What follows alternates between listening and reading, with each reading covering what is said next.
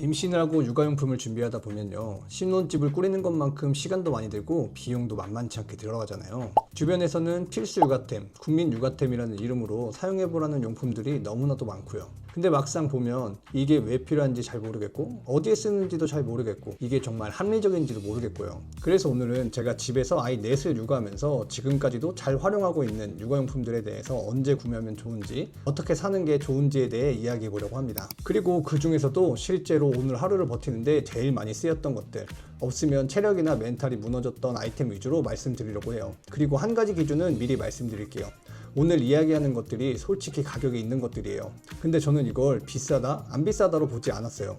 사용 기간으로 나눠 봤거든요. 같은 100만 원이라도 1년 쓰는 100만 원이 있고 3년, 5년 쓰는 100만 원이 있잖아요. 그래서 오늘은 이게 꼭 필요한지 이 기준에만 이야기해 보려고 합니다.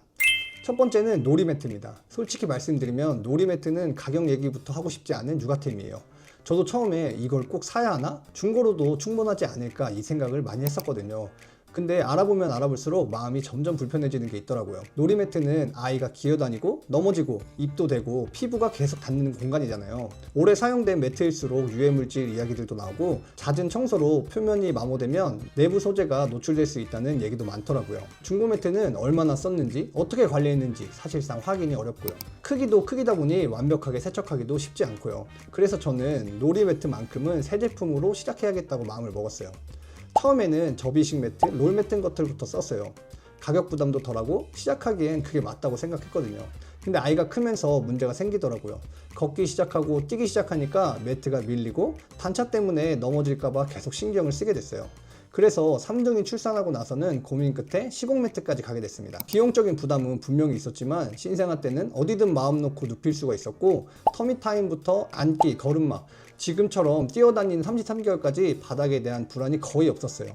의외로 어른들한테도 좋았어요. 무릎도 덜 아프고 뭘 떨어뜨려도 잘 깨지지도 않고 집 전체가 한 공간처럼 정리된 느낌이 들더라고요. 물론 단점도 있어요. 겨울엔 온도 열이 덜 올라오고 언젠가는 교체해야 하는 소모품이기도 해요. 그래도 제가 놀이매트를 제일 먼저 추천한 이유는 하나예요. 신생아 때부터 최소 몇 년을 매일 사용하는 육아템이거든요. 두 번째는 트립트랩입니다. 하이체어를 고민하다 보면 다들 비슷한 루트를 타요. 트립트랩 말고 다른 건 없을까? 찾아보면 트립트랩 말고도 다양한 하이체어가 있습니다. 하지만 성능과 가격을 비교해보면 결국 돌아 트립트랩이더라고요. 가격은 있는 편이지만 활용도는 정말 높습니다. 이유식을 시작할 때부터 초등학교 저학년까지도 쓰고 어른이 앉아도 문제가 없어요. 의자가 무겁고 안정감이 있어서 쉽게 무너지지도 않고 정리나 청소도 비교적 편한 편이에요. 다만 트립트랩은 태어나자마자 필요한 육아템은 아닙니다. 보통 이유식을 시작하는 6개월 전후부터 필요해져요. 그때에 맞춰서 구매를 하면 됩니다. 하지만 트립트랩은 인기가 많아서 항상 바로 출고가 되는 제품은 아니에요.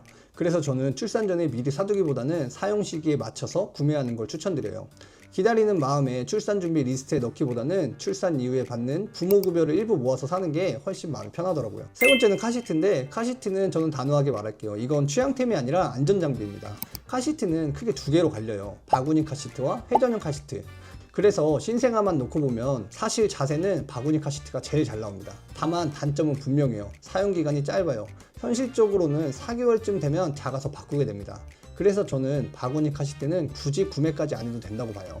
4개월까지는 외출할 일도 적고 예방접종을 위해 병원 갈 때 이외에는 거의 사용하지 않습니다. 그래서 육아종합지원센터에서의 대여나 깨끗한 중고로 잠깐 쓰는 것도 충분히 좋은 선택입니다. 저희는 새쌍둥이 신생아일 때는 바구니 카시트를 사용했고 100일 이후부터는 브라이텍스 카시트를 사용했어요. 브라이텍스도 고가의 육아용품에 속하긴 하지만 33개월인 지금까지도 문제없이 잘 쓰고 있어요. 승차감도 편하고 차에서 분리결합도 간편해서 매번 태우고 내릴 때도 부담이 적어요. 다음은 지금은 안 쓰지만 그 시기에 없었더라면 정말 힘들었을 육아템입니다. 첫째 때는 볼을 끓여서 일정 온도를 유지해주는 것만으로도 그땐 충분히 편하다고 느꼈습니다. 근데 새쌍둥이 때 출스포트를 쓰고 나서 진짜 신세계를 경험했어요. 아이를 안은 상태에서도 한 손으로 분유를 탈 수 있었고 버튼만 누르면 미리 세팅된 온도와 양으로 바로 물이 나와서 새벽 수유가 훨씬 수월해졌어요. 세척도 생각보다 어렵지 않았고 매일 쓰는 입장에서는 이게 꽤 큰 장점이더라고요. 일반 분유포트보다 가격이 조금 더 나가긴 합니다. 근데 신생아 시기에 하루에도 몇 번씩 반복되는 수유를 생각하면 이건 편의템이라기보단 그 시절을 버티게 해준 생존템에 가까웠어요. 다섯 번째는 물 빠짐 욕조입니다. 아기 목욕이 힘든 이유는 사실 씻기는 과정이 아니에요. 진짜 힘든 건 끝나고 나서의 정리입니다. 물 퍼내고 욕조 비우고 바닥 닦고 그때 체력이 다 빠져요. 그래서 저는 욕조에서 딱 한 가지만 봤어요. 물이 바로 빠지느냐. 물 빠짐 욕조를 쓰니까 목욕이 끝나고 그냥 물을 빼고 끝이에요. 욕조도 가볍고 신생아 때 눕혀서 커지면 앉아서 쓸 수 있고 시기마다 욕조를 바꿀 필요도 없었어요. 이게 별거 아닌 것 같은데 매일 목욕을 하다 보면 이것만큼 편리한 용품도 없었습니다. 마지막으로 소개할 용품은 홈캠입니다. 사실 이건 있어야만 육아가 되는 물건은 아니에요. 근데 저는 지금까지 가장 잘 활용하고 있는 육아템이기도 합니다. 처음엔 아이를 혼자 두고 방에 잠깐 나올 때 잘 자고 있는지 확인하려고 설치를 했어요.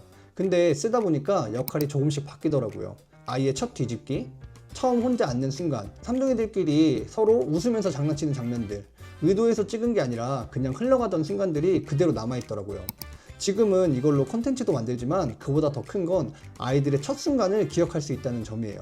사진이나 영상으로 남기지 않으면 정말 빠르게 잊혀지거든요. 홈캠은 아이를 지켜보기 위한 용도이기도 하지만 저한테는 그 시절을 다시 꺼내볼 수 있게 해준 도구였습니다. 육아용품은 정답이 있는 것 같지만 사실 정답은 없더라고요. 다만 기준은 하나 만들 수 있다고 생각해요. 이게 지금 우리 집에 필요한지, 이 시기를 버티게 도움이 되는지, 그리고 나중에 돌아봤을 때 그래도 이건 잘 샀다 라고 말할 수 있는지, 오늘 영상이 육아용품을 구매할 때 조금이라도 덜 흔들릴 수 있는 기준이 됐으면 좋겠습니다. 영상을 끝까지 시청해주셔서 감사합니다.